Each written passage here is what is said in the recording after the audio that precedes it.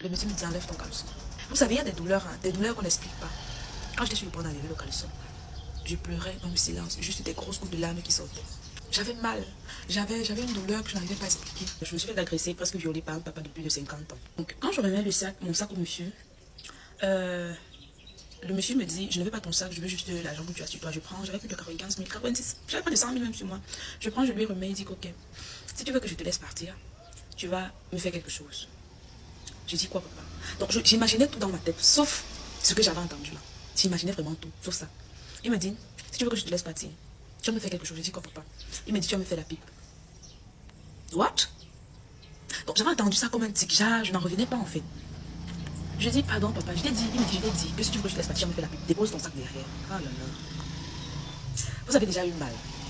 Il y a ce genre de douleur là.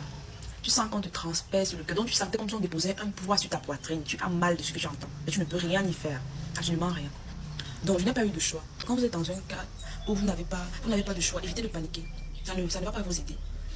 J'ai dit à Dieu en ce moment dans mon cœur, Seigneur, si telle a été la manière dont tu as choisi que je vais perdre la vie, je vais la perdre. Si tel n'a pas été le cas, je ne vais pas perdre la vie. J'ai dit au monsieur, d'accord, il n'y a pas de souci. J'ai déposé mon sac derrière comme le monsieur m'a dit de déposer. Le monsieur a baissé son pantalon. Il a baissé son bermuda. Je dis et je redis, le monsieur qui m'agresse et qui veut me violer a plus de 50 ans. Donc moi j'avais plus peur que, mais est-ce que c'est pas un rituel? Est-ce que c'est pas la sorcellerie? C'est quoi ce que tu as fait depuis 3 heures du matin par quelqu'un que tu ne connais même pas? C'est quoi ce fantasme en fait? Donc j'avais plus peur pour ma vie. Genre c'est pas un ritualiste, c'est pas, je sais pas. Donc du coup il baisse, quand je vois le monsieur baisse son pantalon, il baisse son bermuda. Une grosse larme coule de mes yeux. La larme coule parce que je me sens seule et abandonnée. À l'instant T, j'en voulais à mon gars. Je me disais, s'il était venu me chercher à l'agence, ça n'aurait pas à ça. Donc je ne devais pas me retrouver dans cette situation. J'en voulais à la terre entière. Que comment est-ce que une route comme ça peut être aussi vide? Donc j'en voulais à tout le monde. Quand la larme coule, le monsieur me regarde, il s'énerve, il me dit, déshabille-toi. Déshabille-toi. Je me ressaisis. J'enlève ma robe. J'enlève mon soutien. Le monsieur me dit, enlève ton caleçon. Vous savez, il y a des douleurs qu'on n'explique pas. Je me sentais, j'avais mal. J'avais une douleur que je n'arrivais pas à expliquer. J'étais abandonnée. Genre, tu regardes devant, tu regardes derrière, il n'y a rien. Il n'y a personne pour t'aider ou pour te sauver. Tu es abandonné à toi et à ton propre sort. Quand j'étais sur le point d'enlever le caleçon, je pleurais dans le silence. Juste des grosses gouttes de larmes qui sortaient. Il me regarde, il m'observe. Les amis, si vous ne croyez pas en Dieu, hein, il y a des situations dans la vie qui vous font croire en Dieu. Même si vous ne vouliez pas. Je savais que le Seigneur existait. Mais cette situation, cette étape de ma vie que j'ai traversée m'a fait comprendre que le Seigneur veille sur moi tous les jours de ma vie. Oui. Quand je suis sur le point d'enlever le caleçon, le papa me regarde en train de couler les larmes. Il me dit, habille-toi ma fille.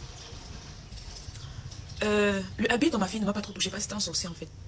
Donc quand il m'a dit habille-toi, j'ai dit, hein papa. Donc je n'en revenais pas quand il me disait habille-toi, je me disais c'était un rêve en fait. Quand il m'a dit oui, je te dis de t'habiller, je vais te laisser au carrefour. J'ai porté mon soutien, j'ai mis ma robe. J'ai failli lui dire, papa, laisse-moi là, merci beaucoup, mais laisse-moi aller. Puis je me suis dit non, je ne veux pas l'énerver. Même s'il veut me tuer, il va me tuer. Donc ça ne sert à rien de paniquer ou de s'agiter. J'ai fini de m'habiller, j'ai pris mon sac par derrière. Je me suis assise, je priais dans le cœur que Seigneur. Et ce monsieur va encore me laisser dans les bras de quelqu'un d'autre. Pour ceux qui connaissent Yaoundé, il m'a laissé au Carrefour Mec. Carrefour Mec, il y a un endroit où on lave les voitures. C'est comme une forêt, une petite forêt. Il y a, il y a une petite rivière, on lave les voitures, on lave les habits là-bas. Il m'a laissé là-bas derrière dans un noir absolu. Et je me disais quand je sortais de ce taxi, Seigneur, si vraiment je parviens à sortir de ce taxi, que ce type ne me poignarde pas, il ne me fusille pas, il ne me fait rien de mal et qu'il m'abandonne seulement.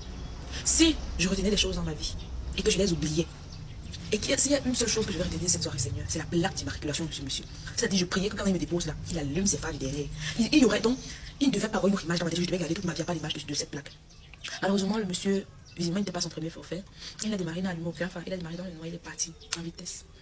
Il m'a laissé là, abandonné au milieu de nulle part. Et vous connaissez quand quelque chose vient d'arriver, tu es même perdu. Même si je connaissais même un endroit, même. Donc, c'est après que j'ai réalisé que je suis où. Donc, je suis où? J'étais perdu comme ça. Ouais. Comment tu peux aussi regarder une vidéo sans t'abonner? Abonne-toi! Surtout clique sur la cloche de notification. Ça, c'est la page de Buzz. Si tu veux être au courant des buzz et toutes les actualités au 237, abonne-toi et clique sur la cloche de notification. Partage aussi pour m'encourager. Surtout, si tu as quelque chose à dire, papa, lâche un commentaire.